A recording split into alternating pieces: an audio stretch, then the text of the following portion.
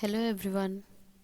In this lecture, we are going to discuss about sewage farming. So when the sewage is used for growing crops, it is generally known as sewage farming. The fertilized elements of sewage are consumed by the root of crops. So in this method, the sewage effluent is generally disposed of by applying it on the land. The percolating water may either join the water table or is collected below by a system of under drains. This method can then be used for irrigating different types of crops. So this method, in addition to disposing of the sewage, may help in increasing the crop yield by 33%, and so as the sewage generally contains a lot of fertilizing minerals and other elements like nitrates, sulfates, phosphates. So these are the different types of minerals the sewage contains, so that the crop yield increased by 33% and also more than 33%. Sewage farms use sewage for irrigation and fertilizing agricultural land. The practice is common in warm, arid climates when irrigation is valuable while sources of fresh water are scarce. So different types of suspended solids may be converted to humus by microbes and bacteria in order to supply nitrogen, phosphorus and other plant nutrients for the growth of crops. So many industrialized nations have implemented this conventional sewage treatment to reduce vector and other problems for water reclamation and use of biosolids. But sewage farming remains an option for different developing countries. Here some of the advantages of sewage farming. Sewage farming allows use for irrigation of water which might otherwise be wastage. That means the wastewater we use for farming purposes or irrigation purposes. Some of the nutrients and organic solids in wastewater can be usefully incorporated into soil and agricultural products rather than fouling nature aquatic environments. So pumping to the point of application may be the only requirement if the village is not at a higher elevation than the sewage farm. So these are the basic advantages of sewage farming. Now discuss some disadvantages. So polluted runoff may occur from sewage irrigation of fields when entering wastewater and precipitation exceed evaporation and percolation capacity. Sewage is usually generated at a relatively constant rate, but irrigation is required only during dry weather and is useful only while temperatures are high enough to promote plant growth. So this is a major disadvantages of sewage farming. So before irrigating or before use the sewage in irrigation purposes, we have to plan it that where we have to dispose this sewage whenever it is not necessary for crops or for irrigation purposes. For example, in dry weather, whenever the water is not necessary, then over irrigation causes soils to become septic, sour or sewage sick. Then arid climates may allow temporary storage of sewage in holding ponds while the soils dry out during non-growing seasons, but such storage may cause odor and aquatic insect problems including mosquitoes. So also this type of sewage create different types of bacteria or insects, mosquitoes. It may be impractical to protect the crops being grown from sewage contact. Pathogen transfer is more likely with ground crops and practically unavoidable with spray irrigation.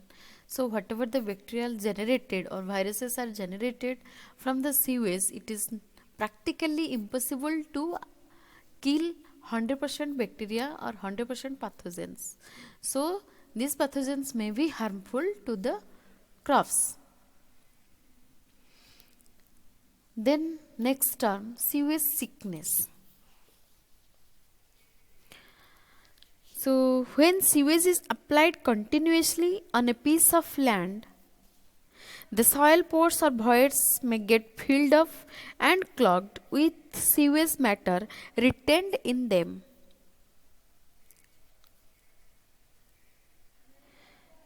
So due to this, basically sewage sickness happens. The time taken for such a clogging will of course depend upon the type of soil and the load present in sewage. But when once these voids are clogged, free circulation of air will be prevented and anaerobic conditions will develop within the pores. Due to this, the aerobic decomposition of organic matter will stop and anaerobic decomposition will start. The organic matter will thus, of course, be mineralized, but with the evaluation of foul gases like hydrogen sulfide, carbon dioxide and methane.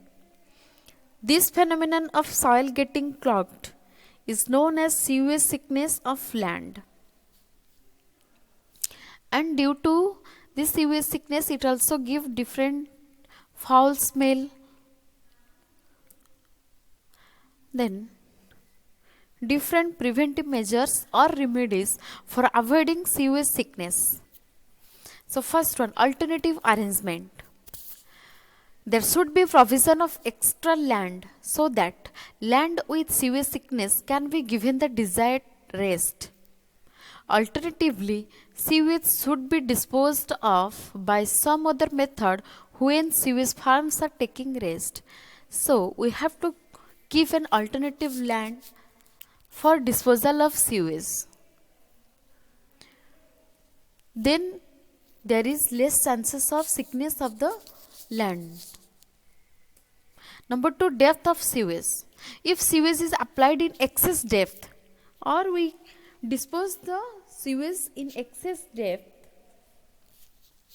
the chances of sewage sickness are increased as the land is unable to receive the excess sewage in a satisfactory way and is ultimately clogs up.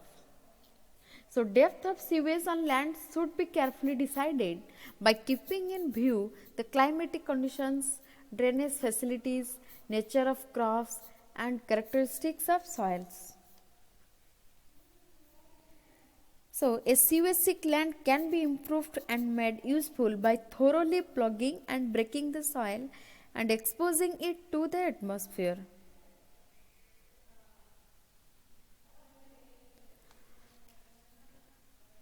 Then number 3, drainage of soil.